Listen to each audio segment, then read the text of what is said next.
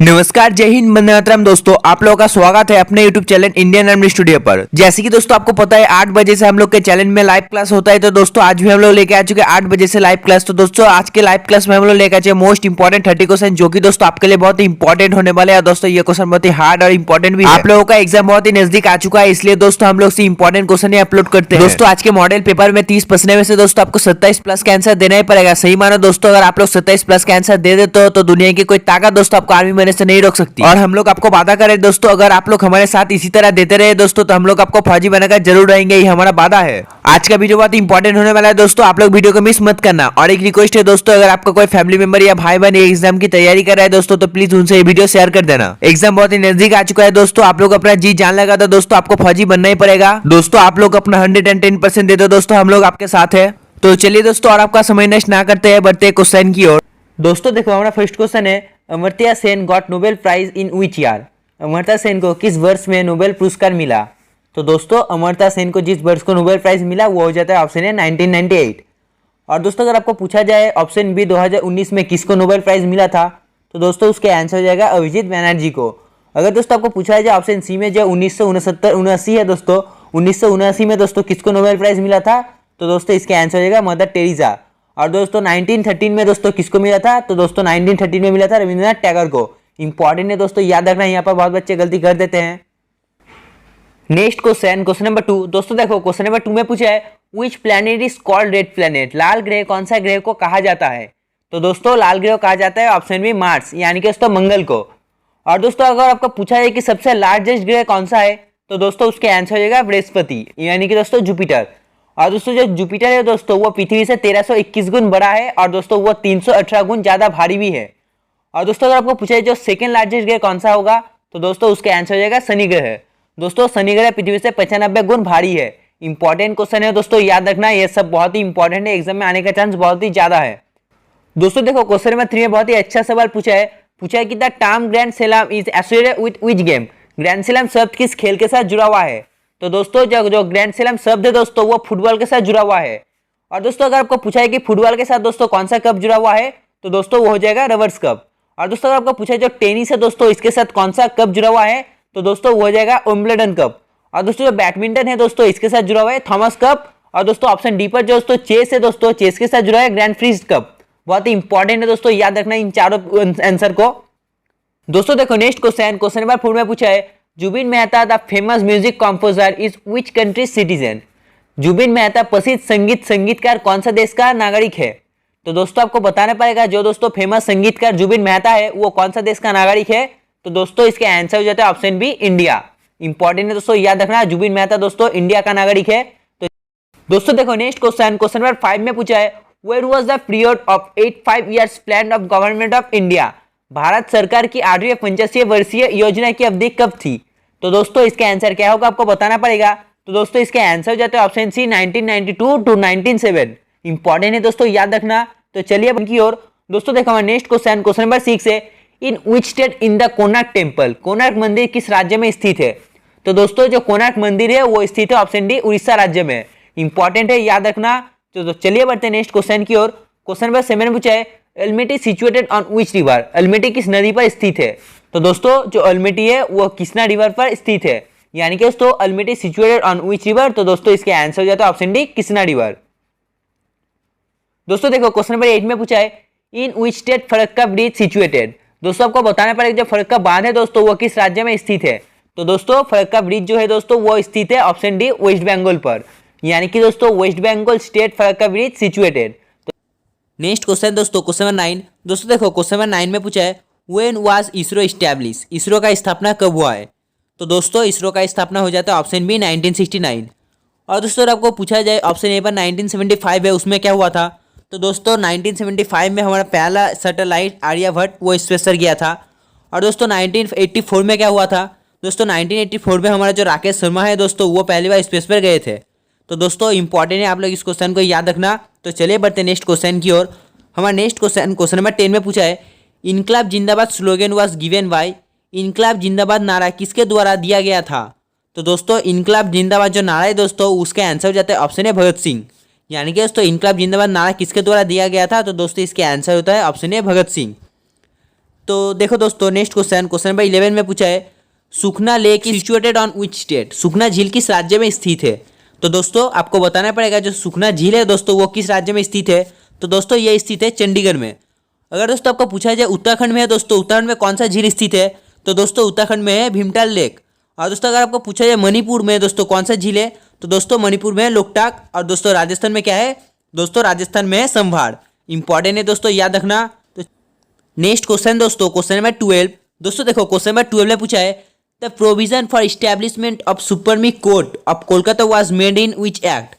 कलकत्ता के सर्वोच्च न्यायालय की स्थापना प्रवर्तन किस अधिनियम में हुए किया गया था।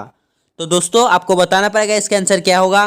तो दोस्तों इसके आंसर हो जाता है option A regulating act of 1773। Important है दोस्तों, याद रखना। इसका आंसर हो जाता है ऑप्शन ए। नेक्स्ट क्वेश्चन दोस्तों क्वेश्चन नंबर 13।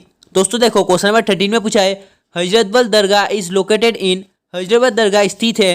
तो दोस्तों आपको बताना पड़ेगा जो हजरतबल दरगाह है दोस्तों वो कहाँ पर स्थित है। तो दोस्तों ये स्थित है ऑप्शन डी श्रीनगर पर। यानी कि दोस्तों Hazratbal Dargah is located in Srinagar. Next question question number 14। दोस्तों देखो क्वेश्चन नंबर 14 में पूछा है battle of Madras cause fight in which year. Madras की लड़ाई दोस्तों किस वर्ष को लड़ी गई थी। तो दोस्तों जिन्होंने इसके आंसर ऑप्शन सी दिया वो दोस्तों सही है। इसके answer option C 1746। Next question दोस्तों क्वेश्चन नंबर 16। दोस्तों देखो क्वेश्चन नंबर 16 आपके लिए बहुत ही इंपॉर्टेंट है। आप लोग इस क्वेश्चन को याद कर लेना। ये क्वेश्चन दोस्तों एग्जाम में आने का बहुत ही चांस है। जल्दी से आप लोग को बताना पड़ेगा इसका आंसर क्या होगा। तो दोस्तों जिन्होंने इसके आंसर ऑप्शन सी दिया दोस्तों वो लोग सही है। इसके आंसर होता है ऑप्शन सी डिक्रीज एटीपी। बहुत ही इंपॉर्टेंट है, याद रखना। नेक्स्ट क्वेश्चन क्वेश्चन नंबर 18 दोस्तों देखो क्वेश्चन नंबर 18 में पूछा है where are the granules and कनिकाएं और स्ट्रोमा कहाँ पर स्थित होती है। तो दोस्तों आपको बताना पड़ेगा कनिकाएं और स्ट्रोमा कहाँ पर स्थित होती है। तो दोस्तों इसके आंसर हो जाता है ऑप्शन ए। यानी कि दोस्तों 18 नंबर क्वेश्चन के आंसर हो जाता है option A. Next question question number 19। दोस्तों देखो क्वेश्चन नंबर 19 में पूछा है what is lunar caustic. Lunar caustic क्या है। तो दोस्तों आपको बताना पड़ेगा जो लूनर कॉस्टिक है दोस्तों वो क्या है। तो इसके आंसर हो जाता है ऑप्शन बी सिल्वर नाइट्रेट। तो चलिए बढ़ते हैं नेक्स्ट क्वेश्चन की और क्वेश्चन नंबर 20। देखो क्वेश्चन नंबर 20 में पूछा है which of the following pair about the leader and country of world war is wrongly matched. द्वितीय विश्व युद्ध के कौन से नेता और देश के उसके बारे में निम्नलिखित में से गलत है। तो दोस्तों आपको बताना पड़ेगा इसका आंसर क्या होगा। तो दोस्तों देखो इसका आंसर हो जाता है ऑप्शन सी।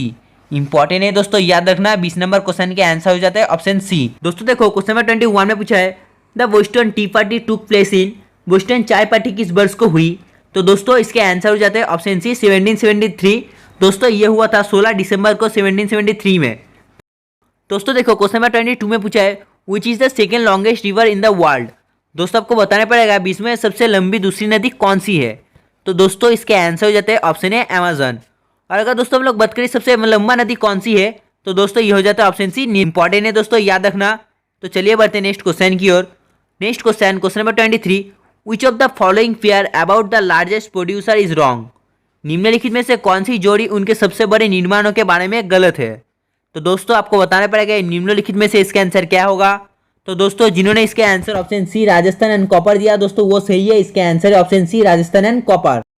तो हमारा नेक्स्ट क्वेश्चन क्वेश्चन नंबर 24 है at which place ships are not built in India.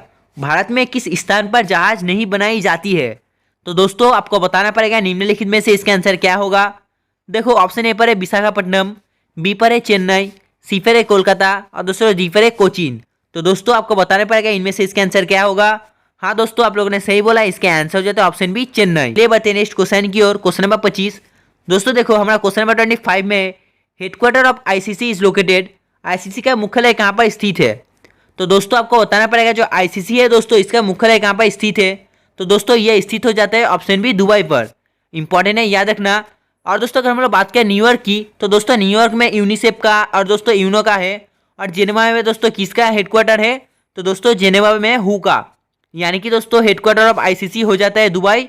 और दोस्तों न्यूयॉर्क में है यूनिसेफ का और यूनो का। और दोस्तों जेनेवा में क्या है, जेनेवा में दोस्तों हु का। Next question question number 26। दोस्तों देखो क्वेश्चन नंबर 26 में पूछा है which Indian freedom fighter is known as Sher-e Punjab. किस भारतीय स्वतंत्रता सैनिक को शेरी पंजाब के नाम में जाना जाता है। तो दोस्तों आपको बताना पड़ेगा इसका आंसर क्या होगा। तो इसका आंसर हो जाता है ऑप्शन डी लाला लाजपत राय। यानी कि दोस्तों लाला लाजपत राय को शेरी पंजाब के नाम में जाना जाता है। दोस्तों देखो हमारा नेक्स्ट क्वेश्चन क्वेश्चन नंबर 27 में पूछा है the international date line is located in the ocean. अंतर्राष्ट्रीय तिथि रेखा महासागर में स्थित है।